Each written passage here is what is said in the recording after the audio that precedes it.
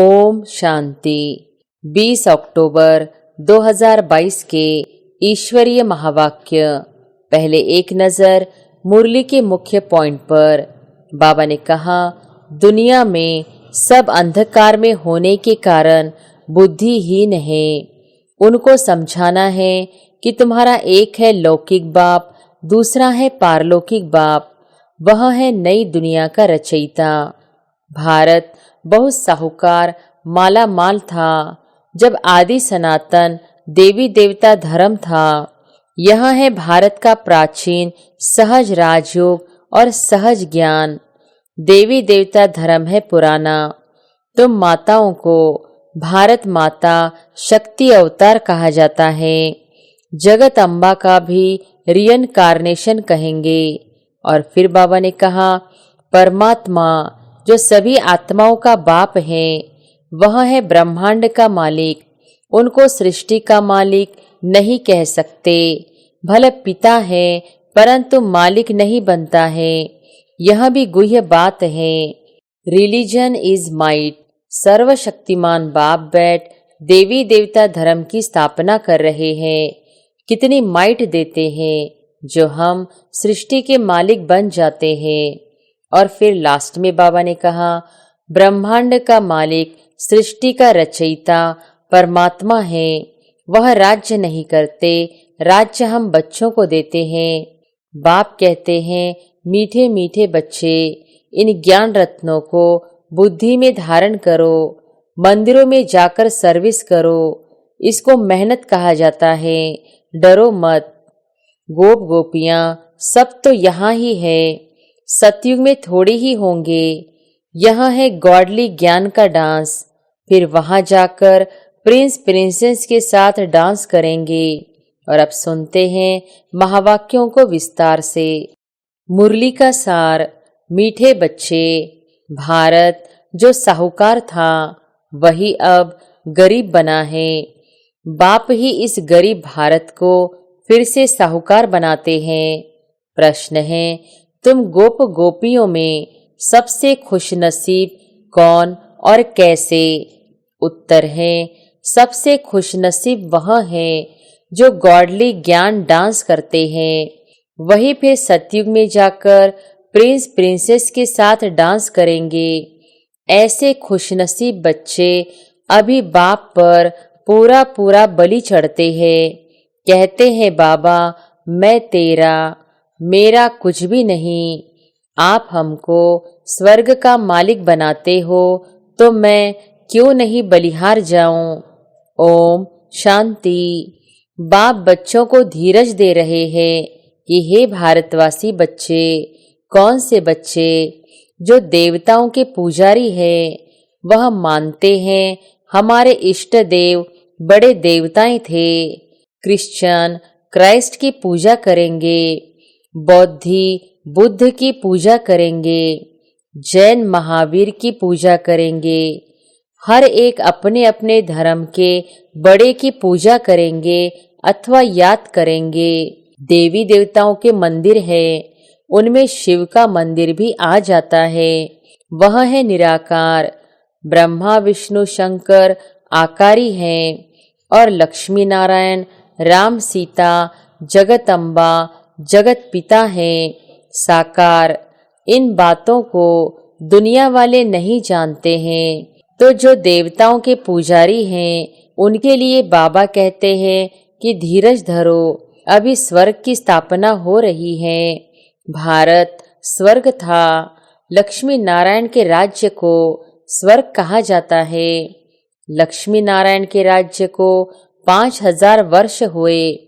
सीता राम के लिए कहेंगे 3750 वर्ष हुए। यह तुम ब्रह्मा मुख वंशी ब्राह्मण कुलभूषण ही जानते हो। दुनिया में सब अंधकार में होने के कारण बुद्धिहीन है।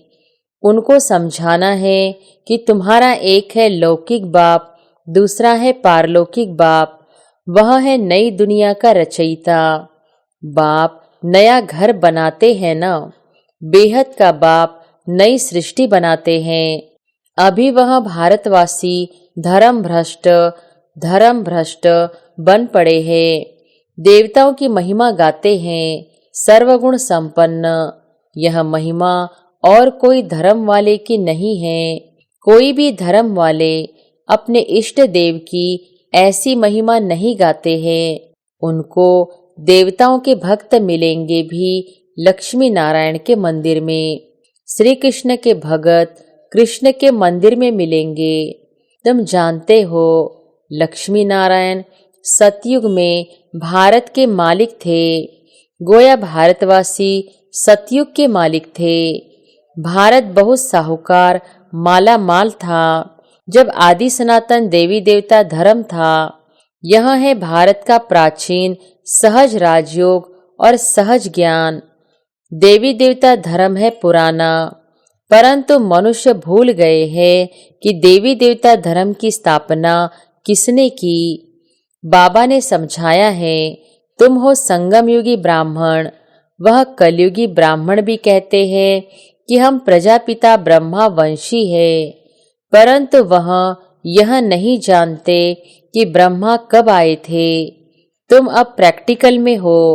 तुम जानते हो, लक्ष्मी नारायण इस भारत में ही राज्य करके गए हैं। उनसे ऊंच मनुष्य कोई है नहीं। मनुष्य को यह मालूम ही नहीं कि सतयुग को कितने वर्ष हुए। वह तो सतयुग की आयु कितने अरब कह देते हैं। शास्त्र बनाने वालों ने अपनी मत डाल दी है। अब बाप तुम बच्चों को समझाते हैं, जो भारत के असूल देवी देवता धर्म के थे, उन्हें बहुत जन्मों के अंत के जन्म में यहाँ आना है। यहाँ आना है जरूर। यह वर्ण है ही भारतवासी देवी देवता धर्म वालों के, पिछाड़ी वाले और धर्मों के नहीं है। तुम अभी ब्रह्मावंशी ब्राह्मण बने हो। तुम पुजारी से पूज्य बन रहे हो। तुम माताओं को भारत माता शक्ति अवतार कहा जाता है। जगत अम्बा का भी रियनकार्नेशन कहेंगे। शिव बाबा ने इस संगम युग में अवतार लिया है, तुमको अपना बच्चा बनाया है। तुम बच्चे जानते हो, परमपिता परमात्मा जो सभी आत्माओं का बाप है, वह है ब्रह्मांड का मालिक। उनको सृष्टि का मालिक नहीं कह सकते। भले पिता है, परंतु मालिक नहीं बनता है। यह भी गुह्य बात है। वह क्रिएटर है तो क्रिएशन का मालिक होना चाहिए, परंतु बाबा कहता है, मैं जो स्वर्ग स्थापन करता हूँ उनका मालिक नहीं बनता हूँ। मालिक तुम बच्चों को बनाता हूँ। दुनिया में सब कहेंगे कि भगवान सृष्टि का मालिक है, परंतु वह मालिक है रचने के लिए। बाकी स्वर्ग का मालिक तो तुमको ही बनाते हैं। बाप का काम है बच्चों को सिर पर चढ़ाना। बाप सेवाधारी है ना, बच्चों को सब कुछ देकर चला जाता हूँ। बाप भी कहते हैं, तुमको लायक बनाए, नई सृष्टि रचवा कर उनका मालिक बनाए, मैं रिटायर हो जाता हूँ। तुम ब्रह्मांड के भी मालिक कहलाएंगे, क्योंकि तुम ब्रह्मांड के मालिक के बच्चे हो। तुम भी ब्रह्म महतत्व में जाएंगे तो ब्रह्मांड के मालिक कहलाएंगे।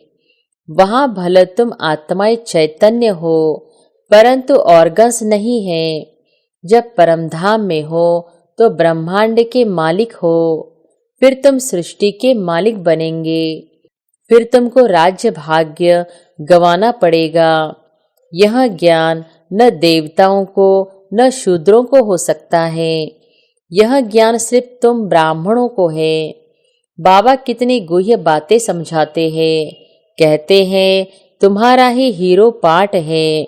जगत अम्बा ज्ञान ज्ञानेश्वरी है, फिर राज राजेश्वरी बनती है।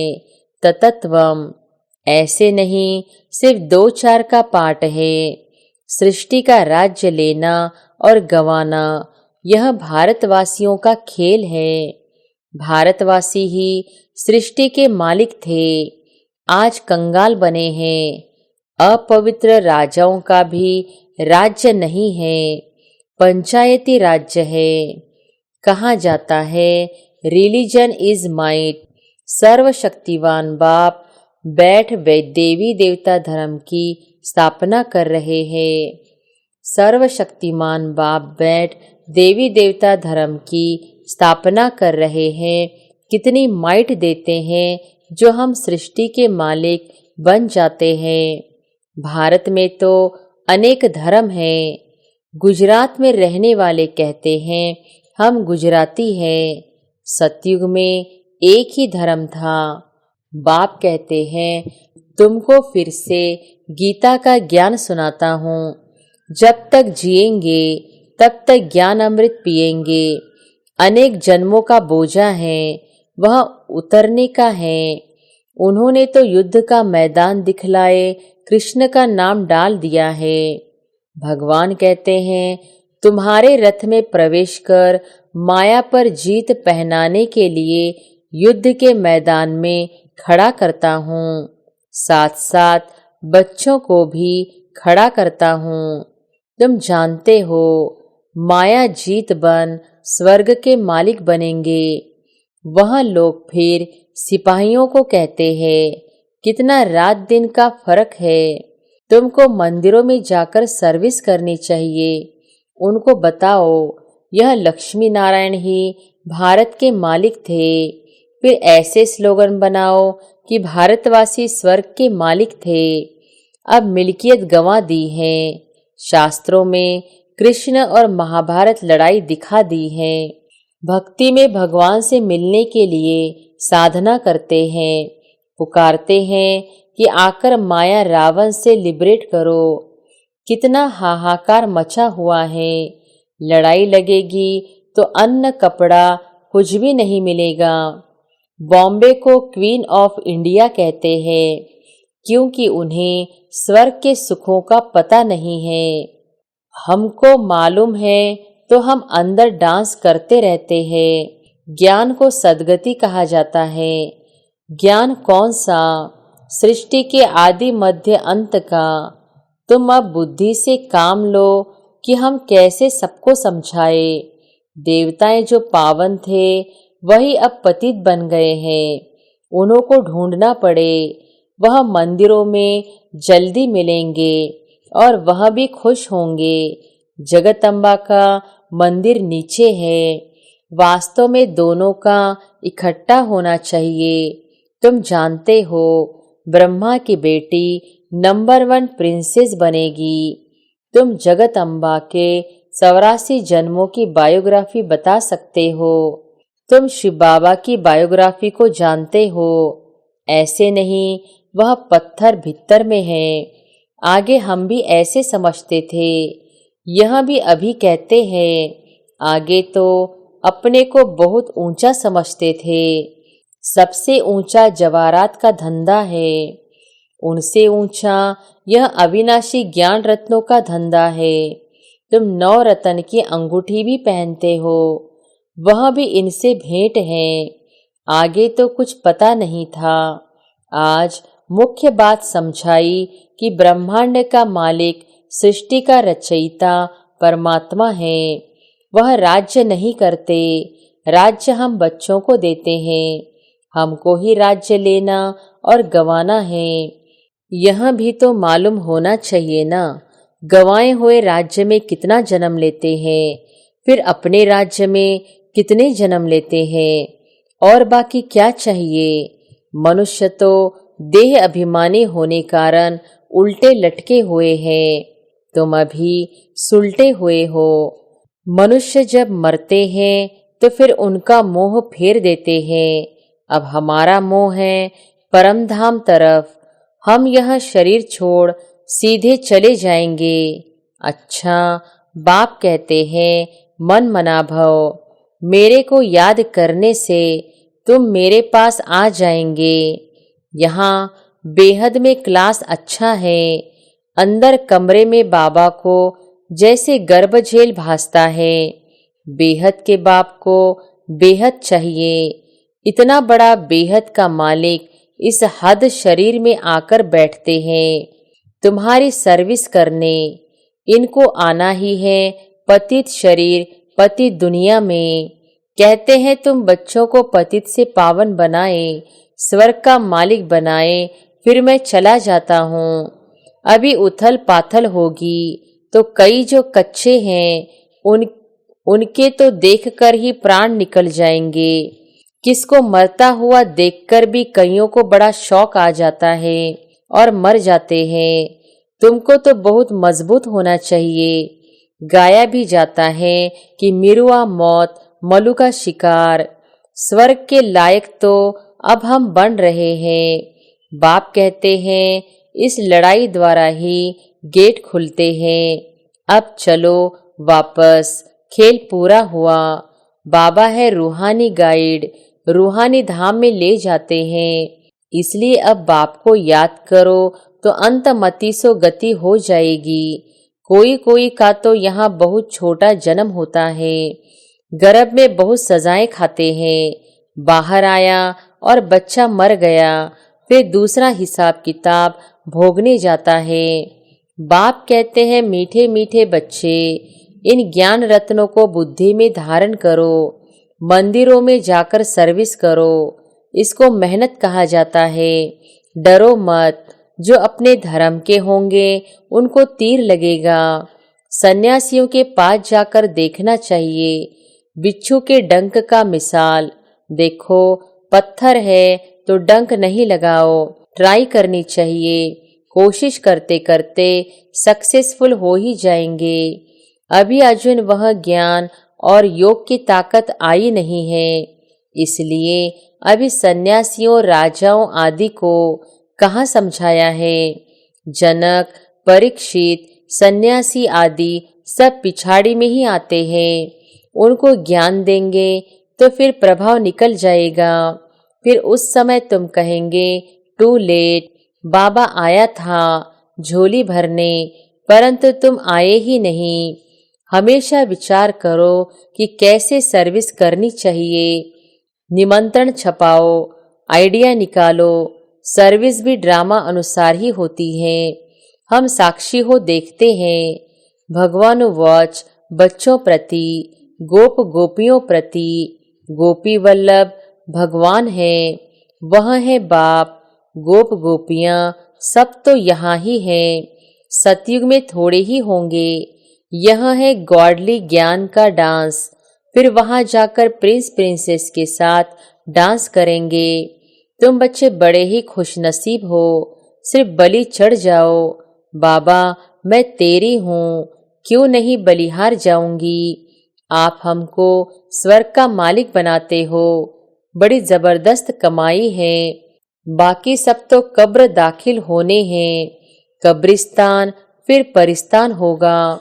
दहली परिस्तान थी, परियों का स्थान था। देवी देवताओं को परिस्तान की परियां कहा जाता है, अब कब्रिस्तान है।